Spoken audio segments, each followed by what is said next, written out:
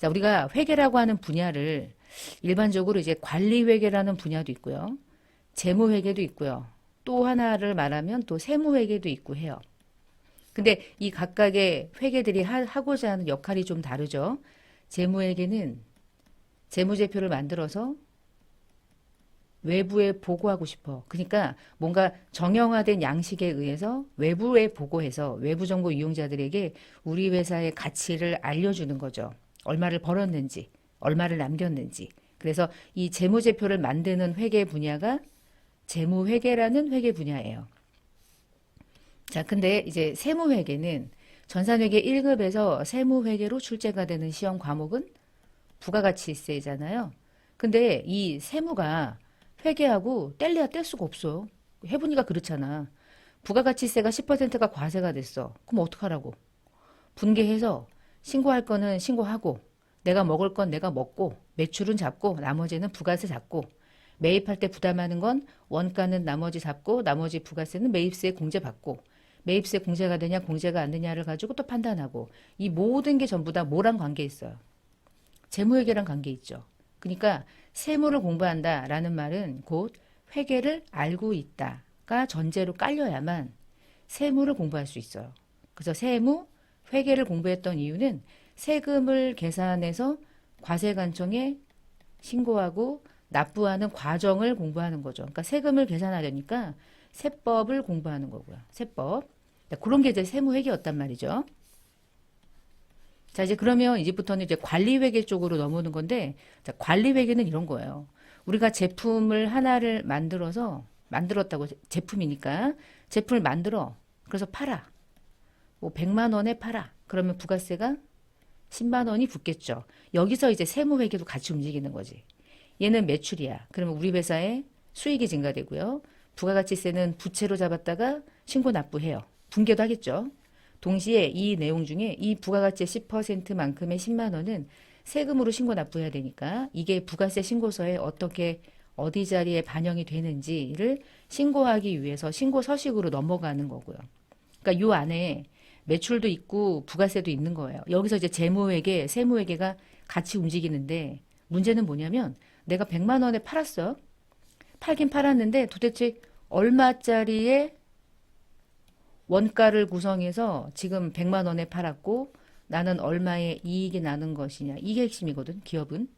이걸 만들어내는 게 재무회계이잖아요. 근데 재무회계가 이 원가를 알지 못하면 재무제표를 만들고 싶어도 만들 수가 없는 거예요. 왜 그러냐? 원가가 얼마인지 모르는데 그러면은 이익이 얼마인지 어떻게 알아? 그리고 특히나 우리가 예를 들어서 여러분이 딱 눈을 돌렸을 때 여러분이 앉아있는 그 모든 공간에 모든 물건들은 누군가가 제조한 거죠. 제가 우유를 많이 얘기하거든요. 그럼 우유를 하나를 만들기 위해서 얼마나 많은 원가가 들어갔을까요? 그 원가라고 하는 게 우유를 만드는 원유만 원가가 아니잖아요. 공장을 가동해야 되니까 전기를 쓰겠죠. 공장이 더러우면 안 되니까 청소도 해야 되죠. 거기서 일하는 직원들에게 급여도 줘야 되죠. 각종 기계 관련해서 감가상각도 해야 되죠. 끝도 없어요. 이 모든 게 우유 하나를 만들기 위한 원가인 거예요. 그 원가는 이제 제조 원가라고 부르는 거고. 근데 이 제조 원가를 얼마까지를 제조 원가로 볼 거며 두 번째, 이 모든 원가는 우유 한 개를 만드는 원가가 아니잖아. 어마무시한 수량을 생산하기 위해서 투입된 거야. 근데 그 중에 완성이 되는 것도 있고 미완성되는 것도 있어. 그리고 원유는 돈 주고 또 사와. 사올 때 내가 얘를 원재료라는 이름으로 분개를 하지만 그 원재료 중에는 다 투입은 또 안 하지. 90%는 투입하고 또 10%는 남아있어. 그러면 10%는 여전히 재고자산으로 남아있고 원재료 중에 90%는 원유가 제품에 사용됐으니까 이제 원가가 되는 거고. 공장에서 일하는 직원들 중에 어디까지를 공장 직원들의 원가를 우유 하나 만드는데 원가로 넣을 거냐.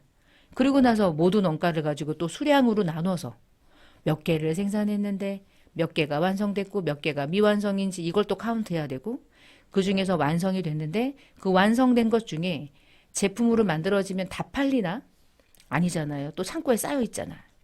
그 중에 팔린 것만 100만 원에 팔린 거죠. 100만 원에 팔리기까지 원가가 얼마였을까를 이 구하는 과정은요. 정말 여러분이 생각하듯이 객관성이 없어요. 상당히 주관적이거든요. 어떻게 볼 거냐 내 맘이에요. 그래서 관리회계의 특징이 하나 있죠. 이것을 계산하는 이유는 외부의 누군가에게 알리기 위해서 하는 건 아니잖아. 이거 다 알려봐. 그러면 내 정보가 다 까발려져. 치킨 한 마리가 지금 얼마에 팔죠? 제가 치킨을 잘 안 사 먹어가지고 치킨은 좀 안 땡겨요 제가. 떡볶이는 좋아해요. 치킨은 좀 그래. 하여튼 뭐 치킨이 되게 비싸지고 있다며. 그리고 피자도 되게 비싸지고. 근데 피자 막 그 인터넷 보니까 피자 한 판을 일단 잘라낸 다음에 한 조각을 빼서 다시 한 판으로 만들고 한 조각은 지네가 먹고 뭐 그러는 경우도 많고 그 한 조각을 하나하나 빼가지고 한 판으로 만들기도 하고 별일이 다 있더만요. 그럼 여러분 생각해봐요. 한 판을 팔았어. 한 판에 들어가는 원가를 알아요? 그 일을 하는 사람들도 모를걸요? 정확하게 말할 수는 없어요. 그 일을 한 사람도 이게 100%다를 어떻게 말해? 어디까지 어떻게 구분하느냐는 기준이 없기 때문에 원가라는 게 기준이 없는 게 당연한 거예요. 피자 만드는 원가, 삼성전자가 제품 만드는 원가, 냉장고 만드는 원가, 비행기 만드는 원가 다 달라. 그러나 그 모든 것들의 핵심은 제품이라는 거지. 제품은 제조하고 제조할 때 들어가는 원가를 계산하는 과정도 복잡하고 그것까지 해서 그 한계가 도대체 얼마의 원가가 100만 원에 팔렸길래 이익이 났느냐 이 과정. 이 과정이 관리회계를 통해서만 만들어져요. 근데 관리회계가 안 되면요. 원가라고 하는 계산이 안 되면 재무회계 어떻게 해? 이게 회계팀이 아무리 똑똑하다고 그래도 회계팀이 원가를 계산할 수 있냐고요. 책상에 앉아서 그냥 숫자 장난치는 거잖아. 계산기 노려하는 거잖아. 저희 옛날에 계속 얘기하는 건데 그 옛날에 그 제조 벤처회사 다닐 때 그 회사의 짱은 생산부 팀장님이었어요. 그분이 하는 얘기가 다 그냥 처음과 끝이었더라고. 회의할 때 늘 그래. 왜냐면 그분이 이 모든 핵심의 정보를 모두 다 알고 있거든. 그리고 특히나 이제 원자재를 공급받는 그 업체와 관련된 선정도 다 그분이 해요. 그러니까 그분이 짱이야. 그래갖고 CEO도 그 사람이 얘기하면 다 끄떡끄떡이야. 왜 그럴까? 잘 몰라. 원가 개념을 잘 몰라요. 이걸 하나하나 카운트하는 게 매우 세심하고 그러나 매우 주관적이고 그러나 객관성 있게 확인은 또 해야 되고. 자, 결론은 관리회계라고 하는 것은 무엇이냐. 이렇게 원가가 만들어지면 이 원가를 통해서 어떤 식으로 팔아서 얼마가 이익이 나는지에 대한 과정을 계속 미래지향적으로 판단해야 돼. 이게 원가가 예를 들어 80이라고 해봐요. 그럼 이익이 20만 원이라는 거잖아. 여기다 부가세 넣으면 안 되잖아. 부가세 신고 납부하는 거니까. 그럼 100만 원에 팔았는데 80이 원가래. 그러면 20이 20이잖아. 20만 원이 이익이잖아요. 좋은 건가? 원가율이 80%나 차지하는 이 제품 판매를 계속 해야 될까 말아야 될까를 누가 고민할까요? 얘가 고민하겠죠. 근데 여러분 이런 식의 구조면 나도 안 해. 이 이익은 20이 이익이 아니에요. 이 이익 가지고 뭐 해요? 이제 판관비를 부담해야 돼. 나머지 비용들이 있잖아. 사무실을 운영하는 여러 가지 비용. 대표이사가 얼마나 월급을 많이 가져갑니까? 그러면 그 사람이 가져가는 돈도 다 요 이익에서 던져주는 거예요. 이게 여기서 이익이 안 나면 나머지를 어디서 벌어? 자비익에서 벌어? 그런 거 아니란 말이야. 그러니까 이게 핵심인데 80%가 원가율이면 이건 그만둬야지. 스타벅스의 원가를 보니까 원가율이 한 45, 44 이렇게 움직이더라고요. 그 정도는 돼야 돈을 남기는 거거든요. 그러면 그런 걸 관리하는 게 얘야. 그럼 관리회계에서 만약에 80만 원이 원가라고 누군가가 보고하면 그 금액을 가지고 어떻게 하면 원가를 절감할까? 어떻게 하면 판매가에 대해서 이익을 많이 낼까를 고려하겠지. 여기서 핵심은 판매가를 마구잡이로 올릴 수는 없어요. 아시죠? 소비자의 저항이 커요. 그러면 100만 원이라는 판매가를 그대로 유지하면 무엇에 대한 절감 효과를 기대할까? 무조건 원가야, 원가. 원가를 감소시켜야지. 그럼 어떻게 원가를 감소시킬까? 이 제품을 안 하고 다른 제품을 만들었을 때 원가율이 몇 %일까? 이런 것을 의사결정해서 가장 합리적으로 이익을 극대화하는 방식을 고민하는 게 관리회계예요. 그러면 원가회계라고 하는 걸 지금 공부할 건데 원가회계는 뭡니까? 야, 이제 원가회계로 들어온 거거든요. 원가회계가 뭐냐? 원가회계는 이 과정, 요 과정 있죠. 요 과정. 막 이제 원가를 계산해. 하나 만드는데 얼마가 들어가고 근데 지금은 얼마 들어갔고 이 모든 과정에서 원가가 80만 원입니다. 그중에 나머지는 얼마가 남아 있습니다. 수량 파악하고 원가 파악하고 그리고 미완성된 거 파악하고 해서 계산하는 게 원가 회계예요. 이 모든 과정은 원가 회계가 하는 거야. 자, 그럼 요거 이제 지워볼게요. 싼 지우고. 그 원가 회계는 뭐 하는 거냐? 원가를요, 계산하는 거예요. 그러면 계산해서 어떻게 하는 거야? 예를 들어서 제품을 10개를 생산했습니다. 그런데 개당 10만 원의 원가가 투입됐습니다. 토탈 원가는 100만 원입니다. 그런데 그 중에 8개는 팔았고 2개는 남았습니다. 그럼 8개가 팔렸으니까 매출원가라는 비용이 되고요. 2개는 남았으니까 재고자산으로 남겠죠? 그런데 이 10만 원이라는 금액이 어떻게 계산됐는지에 대한 계산 방식은 원가 회계가 하는 거고, 자, 그런 다음에 이제 관리 회계가 이런 걸 가지고 뭐 하냐? 아, 그래? 그 원가 회계라고 하는 계산 방식을 통해서 10만 원의 원가가 투입됐다는 걸 알게 되면 여기서 고민하겠죠? 관리 회계는 이런 거 하는 거거든요. 내가 예상했을 때는 개당 9만 원의 원가가 투입돼서 제품이 완성돼야 되는 걸로 나는 이미 알고 있었거든. 그게 이제 표준 원가인 거지. 근데 실제로는 10만 원이야? 왜 차이 나지? 차이 분석해서 왜 만 원이 더 많이 나간 거야? 내가 예상했을 때 9만 원이었다면 내가 기대하는 이익은 만 원만큼 결국은 손실 나는 거잖아. 내가 기대했던 표준 원가 대비 실제 원가가 차이 나잖아. 자, 이런 것들을 별도로 내부적으로 관리하는 회계가 관리 회계인 거예요. 그래서 이 관리 회계는 누가 할까요? 주주가 할까요? CEO가 할까요? 이건 진짜 관리자가 하는 거고요. 재무 회계는 누구를 위한 거죠? 주주, 외부 정보 이용자를 위해서. 근데 그 원가 회계라는 지금부터 공부하는 이 원가 회계는 야, 원가를 계산해. 그리고 재무제표를 만들기 위해 정보를 줘. 그리고 그 정보를 나한테도 줘. 나 관리해야 되니까. 의사결정해야 되니까. 제품을 계속 팔아먹을지 안 팔아먹을지 내가 할게. 너는 숫자만 계산해. 제가 이제 원가 회계로 넘어오는 순간 제 마인드가 확 바뀌어. 저는 지금부터 이제 CEO예요. 저는 이제 주주가 아니야. 나는 CEO. 나는 어떻게 하면 이익을 극대화할 것인가에 목숨을 거는 사람. 아주 예민한 부분. 그래서 CEO가 하는 일은 이런 것들을 관리한다. 그래서 저는 원가 회계를 공부할 때는 원가 회계 입장으로 팍 돌아. 그러다 보니까 이제부터 재무 회계를 무시합니다. 얘를 무시한다는 말은 고려를 안 한다는 뜻이 아니라 네가 뭘 하냐 이거야. 야, 재무 회계. 내가 원가 안 주면 네가 뭐 할 수 있어? 아무것도 못 해. 원가 회계가 짱이에요. 원가를 모르면 재무제표를 어떻게 만들어? 지가 어떻게 알아? 원가를. 근데 관리 회계도 관리할 수 있어? 원가를 모르면 자, 우리는 지금부터 얘를 공부하는 거야. 원가 회계. 여러분이 이제 자격증이 여러 가지가 있잖아요. 제가 아까 막 표준원가 이런 얘기했죠. 그런 것들이 관리 회계예요. 그래서 원가를 이렇게도 많이 부르죠. 교재를 보시면 원가 관리 회계라고 부르는데 이 원가 관리 회계는 두 개를 섞은 거야. 원가 회계와 관리 회계를 섞어서 부르는 이름이고 원가 회계 파트는 원가를 계산하는 걸 공부하는 거고 그 계산한 내용을 토대로 내부적으로 관리하는 게 관리 회계예요. 그래서 원가 회계, 관리 회계 두 개가 공부되는 거고요. 여러분이 알고 있듯이 전산회계 1급이나 전산세무 2급까지는 딱 원가 회계에서만 시험이 출제가 돼요.